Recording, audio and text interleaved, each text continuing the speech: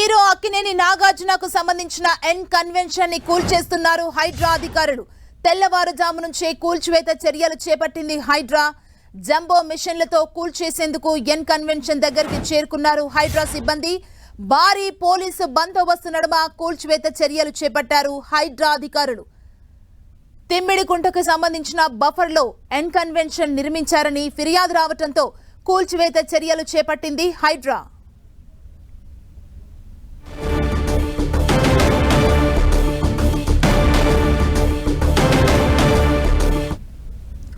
మనం చూడొచ్చు విజువల్స్ లో హీరో అక్కినేని నాగార్జునకు సంబంధించిన ఎన్ కన్వెన్షన్ ని కూల్చివేస్తున్నారు హైడ్రా అధికారులు. ఈ తెల్లవారుజాము నుంచే కూల్చివేత చర్యల్ని చేపట్టింది హైడ్రా. జంబో మిషన్లతో కూల్చేందుకు ఎన్ కన్వెన్షన్ దగ్గరకు అక్కడికి చేరుకున్నారు హైడ్రా సిబ్బంది. మనం చూడొచ్చు భారీ బందోబస్తు నడుమ ఈ కూల్చివేత చర్యల్ని చేపట్టారు అధికారులు. తుమ్మిడికుంటకు సంబంధించిన బఫర్లో ఎన్ కన్వెన్షన్ నిర్మించారని ఫిర్యాదులు రావడంతో కూల్చివేత చర్యలు చేపట్టింది హైడ్రా.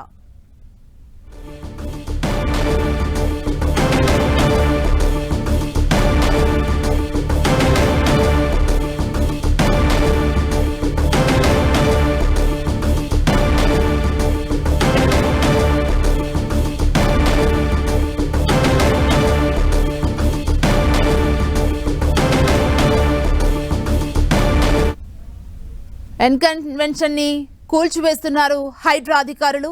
ఇదే అంశానికి సంబంధించి మరింత సమాచారాన్ని తెలుసుకుందాం. మా ప్రతినిధి రాముడు అందిస్తారు. రాముడు, హైదరాబాద్ నగరంలో డెమాలిషన్స్ కొనసాగుతున్నాయి. చెరువుల్లో ఉన్నటువంటి అక్రమ నిర్మాణాలపైన హైడ్రా అధికారులు కొంత సీరియస్ గా వ్యవహరిస్తున్నటువంటి పరిస్థితి ఉంది. ప్రధానంగా గ్రేటర్ హైదరాబాద్ తో పాటు అనేక ప్రాంతాల్లో ఈ విధమైనటువంటి కూల్చివేతలు చేస్తున్నారు. ఇప్పుడు చూస్తే హీరో నాగార్జునకు సంబంధించినటువంటి ఎన్ కన్వెన్షన్ ఈ రోజు కూల్చివేస్తున్నారు. ఇది శేర్లింగంపల్లి మండలం కానామేట విలేజ్ లో ఉంది. గతంలోనే దాదాపు 2014-15 ఈ ప్రాంతంలోనే ఈ చెరువుకు సంబంధించి కబ్జా జరిగినట్టుగా అధికారులు గుర్తించారు. అప్పటి కమిషనర్ సోమేష్ కుమార్ సంబంధించి అప్పట్లో కూల్చివేతలు చేస్తారని దాదాపు 5-6 రోజుల పాటు ఉత్కంఠ నెలకొన్నటువంటి పరిస్థితి ఉంది. మాదాపూర్ హైటెక్ సిటీ ప్రాంతంలో ఉండేటువంటి నిర్మాణాలకు సంబంధించి చాలా కూల్చివేతలు జరిగినప్పుడు దీనికి సంబంధించినటువంటి కూల్చివేతలు కూడా చేస్తారు ఎన్కన్వెన్షన్ సంబంధించి అని చెప్పడం జరిగింది. కానీ ఇప్పుడు ఆలస్యంగా ఇప్పుడు హైడ్రా వచ్చిన తర్వాత మాత్రం దాన్ని కూల్చివేతలు చేపడుతున్నటువంటి పరిస్థితి ఉంది. ప్రధానంగా ఎన్ కన్వెన్షన్ బఫర్ జోను అదేవిధంగా FTL పరిధిలో ఉంది అని గుర్తించారు అధికారులు. దానికి తగ్గట్టుగా ఇప్పటికే దాని పూర్తి స్థాయిలో వివరాలు సేకరించారు. ఇటు రెవెన్యూ సిబ్బంది నుంచి కానీ అదేవిధంగా ఇరిగేషన్ డిపార్ట్మెంట్ నుంచి కానీ పూర్తి వివరాలు తీసుకున్న తర్వాత ఈ రోజు ఉదయం నుంచే కూల్చివేతలను చేపట్టారు.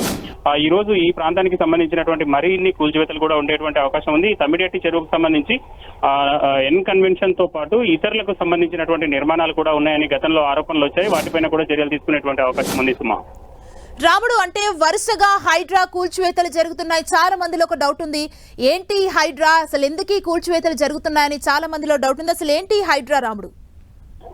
ప్రధానంగా హైదరాబాద్ నగరంలో ఉండేటువంటి చెరువులు, నాలాలు, ప్రభుత్వ భూములు, పార్కులు రక్షణ కోసం వాటితో పాటు ఏదైనా విపత్తులు జరిగినప్పుడు విధంగా అవసరమైనటువంటి చర్యలు తీసుకునేందుకోసం హైడ్రాను ప్రభుత్వం ఏర్పాటు చేసింది. అందులో భాగంగానే మొదటి దశలో ఇప్పుడు చెరువులు అదేవిధంగా నాలాల పైన ఉండేటువంటి అక్రమ నిర్మాణాలను తొలగిస్తున్నారు. వాటితో పాటు ఎక్కడి నుంచైనా ఫిర్యాదులు వస్తే ప్రభుత్వ భూములు కానీ పార్కుల్లో ఉండేటువంటి స్థలాలను కానీ రక్షించేటువంటి పనులు చేస్తున్నారు. ప్రధానంగా చెరువుల్లో మొత్తం అక్రమ నిర్మాణాలు రావడం కారణంగా చిన్నపాటి వర్షాలకే వరదలు వస్తున్నాయి. దాని ద్వారా మొత్తం వరద అంతా కూడా కాలనీలు, బస్తీలు పై పడుతుంది. అదేవిధంగా రోడ్లపై పారుతుండడం కారణంగా ట్రాఫిక్ జామ్ లో చాలా మంది ఇరుక్కుపోతున్నటువంటి పరిస్థితి ఉంది. అలాంటి సమస్యలు రాకుండా ఉండడం కోసం భవిష్యత్తులో అవసరమైనటువంటి చర్యలు తీసుకోవాలి, ఆ చెరువులను అన్నింటినీ కూడా పునరుద్ధరించాలని డిసైడ్ చేయడంతో హైడ్రా పరిధిని ఔటర్ రింగ్ రోడ్ వరకు ప్రభుత్వం కేటాయించడం జరిగింది. ఈ పరిధిలో ఉండేటువంటి మున్సిపాలిటీలు కానీ గ్రామ పంచాయతీలు కానీ ఆ తర్వాత ఉన్నా కూడా ఔటర్ తర్వాత ఉన్నా కూడా వాటి పరిధిలో కూడా మేము చర్యలు తీసుకుంటామని చెప్పింది ప్రభుత్వం. ఇప్పటికీ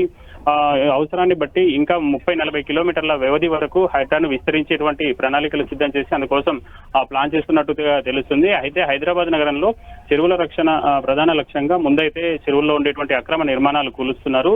తర్వాత దశలో దీనికి సంబంధించి పార్కులు అదేవిధంగా ఇతర ప్రభుత్వ స్థలాలకు సంబంధించినటువంటి అంశాలపైన కోర్టుల్లో కేసులు ఏమైనా ఉంటే వాటన్నిటిని క్లియర్ చేయించి వాటన్నిటి కూడా తొలగించడం కోసం ఏవి రంగనాథ్ ఆధ్వర్యంలో ప్రత్యేకంగా ఒక టీం ఏర్పాటు చేశారు. వాళ్ళు చాలా ఎక్కువగా ప్రాంతాల్లో కూల్చివేతలు చేస్తున్నారు. మనం చూసాం గతంలో ఏదో తూతూ మంత్రంగా కూల్చివేతలు చేసి వెళ్లారు. కానీ ఇప్పుడు ఆ విధంగా కాకుండా పూర్తిగా నిర్మాణాన్ని అంతా కూడా నేలమట్టం చేయడంతో పాటు అక్కడ ఉండేటువంటి డెబ్రిస్ అంతా కూడా తొలగించి దాన్ని అంతా చెరువునంతా క్లీన్ చేయాలనేది ప్రణాళిక రూపొందించుకొని వాళ్ళు ముందుకెళ్తున్నారు. సుమా. రాముడు, అంటే ఈ హైడ్రా కూల్చివేతలకు ముందు యజమానులకు ఏదైనా ఇన్ఫర్మేషన్ ఇవ్వడం జరుగుతుందా? అసలు ఎలా ఉంటుంది దీని ప్రాసెస్?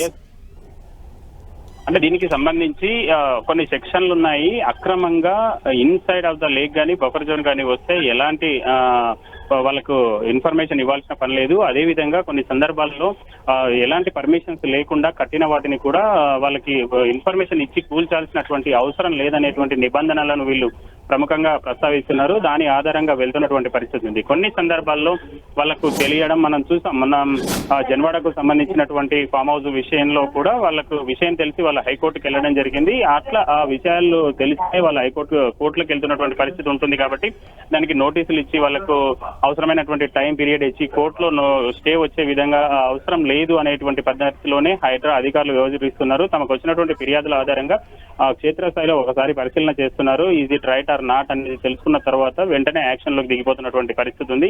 మనం చూస్తే కొన్ని సందర్భాల్లో ఇటు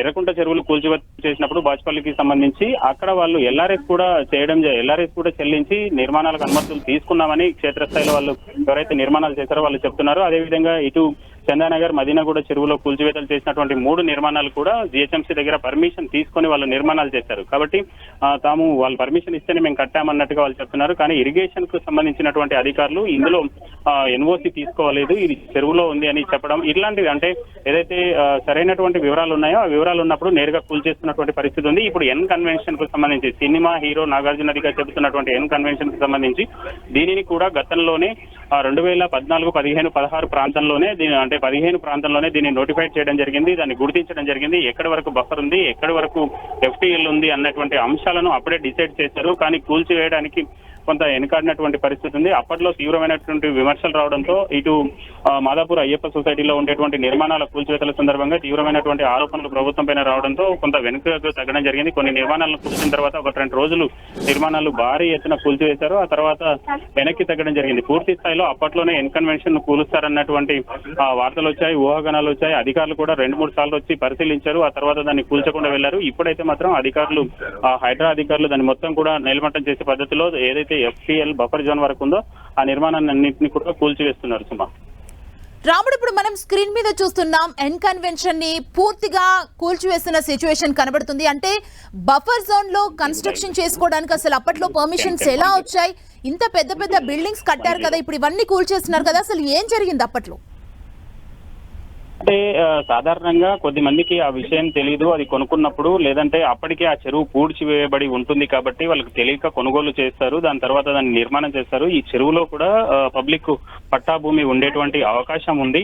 అంటే ఆ పట్టా భూమి ఉన్నప్పటికీ ఎక్కడైతే వాటర్ బాడీ ఉంటుందో వాటర్ బాడీలో ఆ విధమైనటువంటి నిర్మాణాలు చేయడానికి అవకాశం లేదు, అవకాశం లేనటువంటి పరిస్థితి ఉంటుంది. దానివల్ల ముఖ్యంగా సిటీలో ఉండేటువంటి అనేక ప్రాంతాల్లో ఈ విధమైనటువంటి నిర్మాణాలను చేసుకుంటుంటారు. కొద్దిమంది బిల్డర్స్ కానీ మరికొద్ది మంది కానీ దాన్ని దానిని కట్టేసి అక్కడ నుంచి అమ్మేసుకొని వెళ్ళిపోతారు. సాధారణంగా ఉండేటువంటి పబ్లిక్ ఇబ్బందులు పడుతున్నటువంటి పరిస్థితి ఉంది. ఇప్పుడు చూస్తే ఒక ప్రముఖ వ్యక్తి, టాప్ టాలీవుడ్ హీరోగా ఉండేటువంటి వ్యక్తికి సంబంధించినటువంటి నిర్మాణం కాబట్టి వీళ్ళందరూ వీటికి సంబంధించి ముందే వాళ్ళు చూసుకోవాల్సి ఉంటుంది. అది చెరువు పక్కనే ఉంటుంది కాబట్టి ఆ నిర్మాణానికి అనుమతులు వస్తాయా లేదా అన్నటువంటి అంశాలను కూడా వాళ్ళు ఫైనల్ చేసుకోవాల్సి ఉంటుంది. కానీ ఆ విధమైనటువంటి చర్యలు తీసుకోలేదు. తద్వారానే ఈ విధమైనటువంటి కూల్చివేతలు జరుగుతున్నటువంటి పరిస్థితి ఉంది.